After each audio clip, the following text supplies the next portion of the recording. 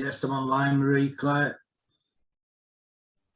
Hi, Andy. I'll stop sharing so that we can see you properly, and look forward to hearing from you. Okay, so have we got the PowerPoint presentation that I sent over to Adam to put on the screen? Yes, we have. Sorry, I forgot you had a presentation. Let me go back to it. And I'll just introduce myself first. So my name's Andy Brierley. I'm currently a university teacher working at Leeds Trinity University, and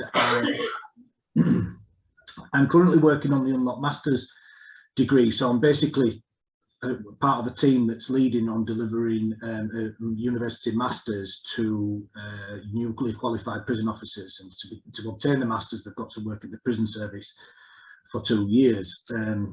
And prior to that, I was a youth justice specialist, predominantly working with looked after children and working with all services to prevent early criminalisation of children looked after. So yeah, that's me.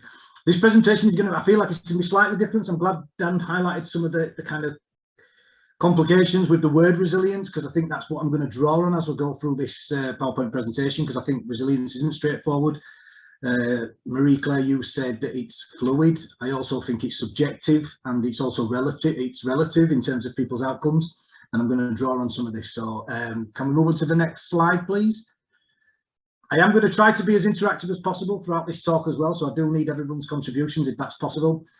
So I think Cara highlighted that she looked at the definitions, and Dan said he didn't look at the definitions, and I think that highlights an issue for me when we're talking about resilience, because it means different things to different people. I think if you went to a really deprived area and asked loads of people surviving hardship and poverty what resilience looked like, you'd probably get a completely different answer to maybe people that are living in an affluent area. So I think there are complications, but I just wanted to kind of highlight some statistics. I know it's a little bit boring, but it can provide some context to what I'm about to say. So what we know in terms of evidence is that 50% of young offenders institution are made up of people that have experienced care. Okay, so that's people that have been removed from their family and placed in the local authority. It's estimated that around 25% of the adult population have experienced care as well.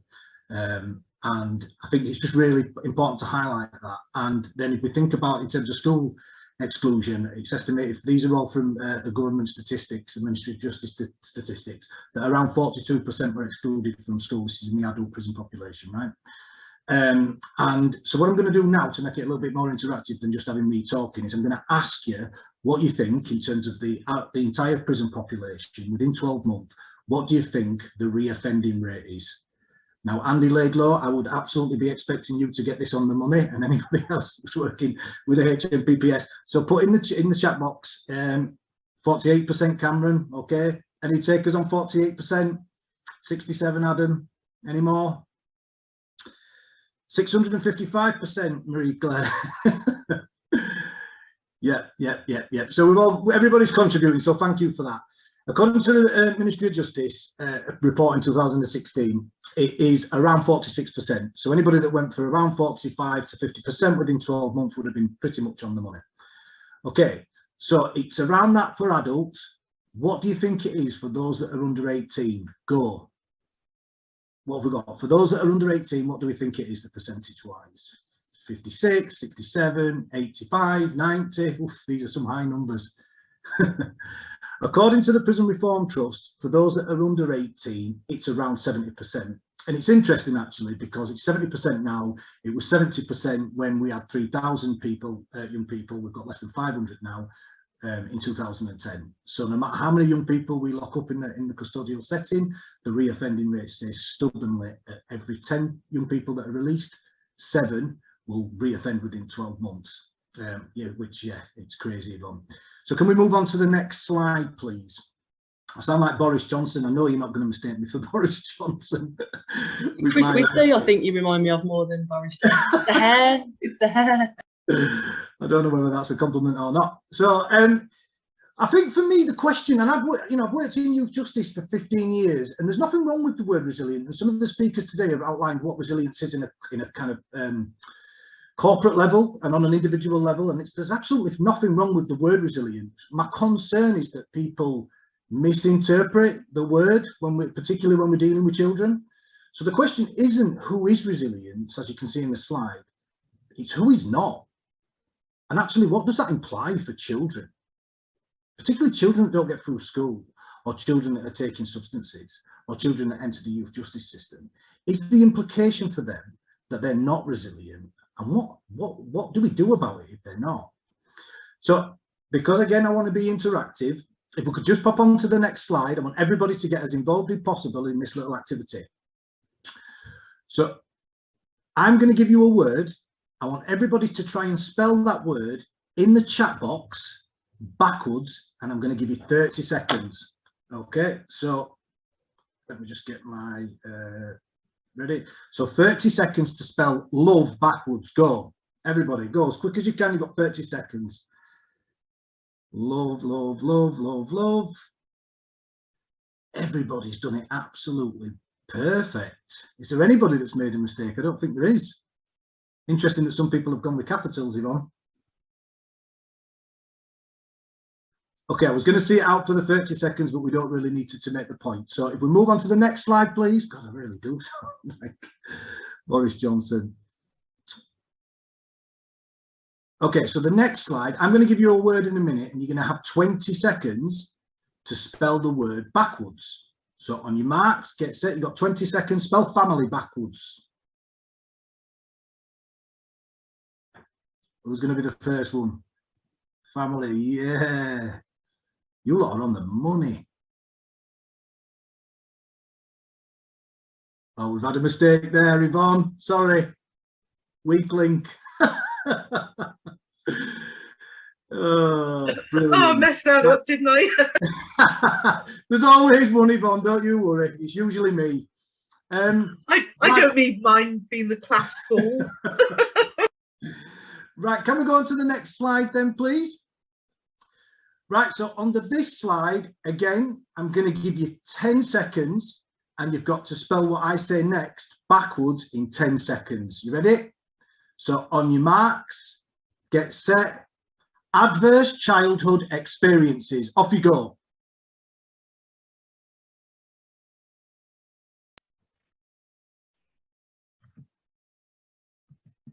Yeah, I'm not taking, I didn't say there could be acronyms, so I'm not accepting that. So, how many people did that? Not a single one. Now, if we was to frame that you didn't do that because you weren't resilient, that would be unfair, right? Mm. And so the point of the activity is just to start to think about what I didn't do is I didn't give you the conditions to do what I was asking you to. And actually, in the time I've worked in youth justice, and even from my own experience, as I'll go to outline in a minute, is that actually some children are not provided with the conditions to do what we're asking them to do. And then sometimes that can manifest into a whole heap of different outcomes. But as I think Dan outlined, and Cara outlined quite well, actually, that doesn't automatically mean that people lack resilience. It means that their adaptations to maladaptive environments means that resilience looks quite different for them. I think if I go back to what Geffin, I'm just looking at Dan's attempt. If we go back to what Geffin said that he was in custody and he felt like he built resilience while he was in custody. And I think this really does highlight the complications with the word, because, you know, if we could go on to the next slide, please.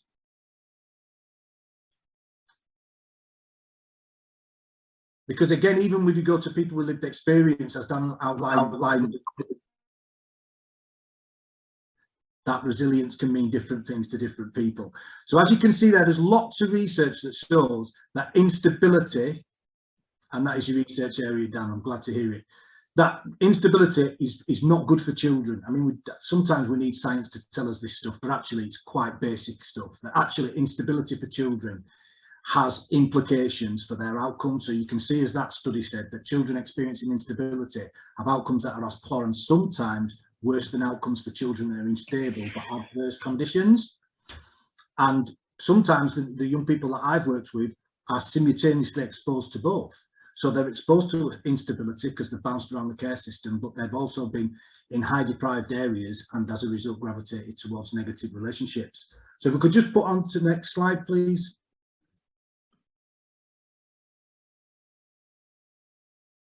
What the science behind some of this stuff says for children is that actually the work of the Centre of the Developing Child, particularly a guy called Jack Shonkoff, has highlighted that the cause of this mainly is down to stress.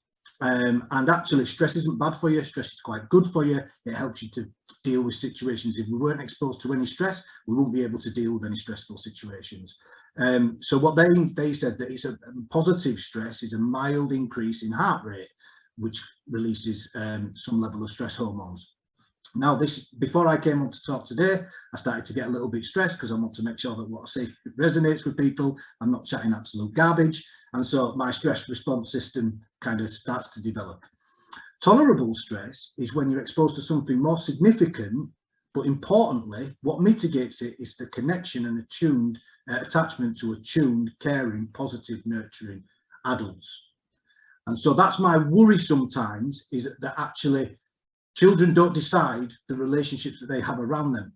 So if they don't decide that the relationships that they have around them, and it's actually the relationships that build resilience in them, I sometimes worry that we're framing that these children are not resilient when actually they are resilient, and it's just looking a different way for them.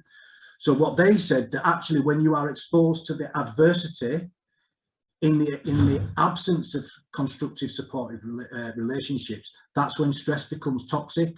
And Cara outlined it earlier, that actually that's when she started to seek out substances because it made her feel good. Now, here's the interesting part. For me, I experienced care when I was a child. My mum was in care when she was a child. I experienced abuse and neglect. I lived in high deprived areas. I had 18 different homes to live in by the time I reached 13 years old. I hardly had any primary schooling whatsoever. I was then excluded from school, coerced into selling drugs, and I was carrying thousands and thousands and thousands of pounds worth of heroin when I was 16 years old, and caught in Stoke-on-Trent, and went to Brinsford Young Offenders Institution. And the way I always describe when I went to custody is I'm not dead set against custody. We need to remember that sometimes our behaviour creates victims, and public need to be protected. But when I went, I had an incredibly stressful childhood. And yet, when I went to Brinsford Young Offenders Institution, on the way there, and probably for the first 4 weeks there, I was withdrawing from heroin because I was a heroin addict before my body had even developed properly. So not only did I have to get through the withdrawals of heroin addiction, I also had to deal with the violence that I was experiencing in the Young Offenders Institution. So the remedy for a stressful childhood for the criminal justice system seemed to be to put me in a more stressful situation. And when I came out of custody at that point in time, I'd learned, my resilience had been that I'd adapted to that situation. So my very adaptation to my adverse environments as a child had become the very thing that people were saying that I was lacking resilience because of. And I think that that's slightly problematic when we're dealing with young people. Can we go to the next slide, please? So here I just wanted to think about what you guys have done at New Leaf. And in terms of what the science is telling us, that actually what we need to do is we need to think about, go back to those roots and think about the old African proverb, Ubuntu, I am because we are. Because in the essence of relationships, community, and human connections, that is how we build resilient children.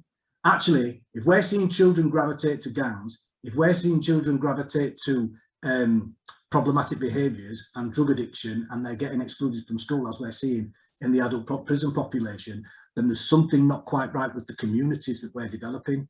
So instead of defining that these children lack resilience, maybe we should be asking some questions about the political and community choices that we're making as adults for them very children. So I'm just going to finish there, and I think we've gone to the next slide. It says, yeah, sorry, that was just an animation. So it does say thank you, and I wish everybody a Merry Christmas. I feel like that was a stop short. The references to some of the stuff that I've talked about are on the final slide. So the slides can go out to everybody after this. Again, I'm happy to ask any questions, but I just wanted to say that I was quite honoured actually when you asked me, Marie Claire, to come and speak, because this network is doing exactly what I believe, which is making people come together and build a community for each other, to support each other to get through difficult times. So thank you, everybody.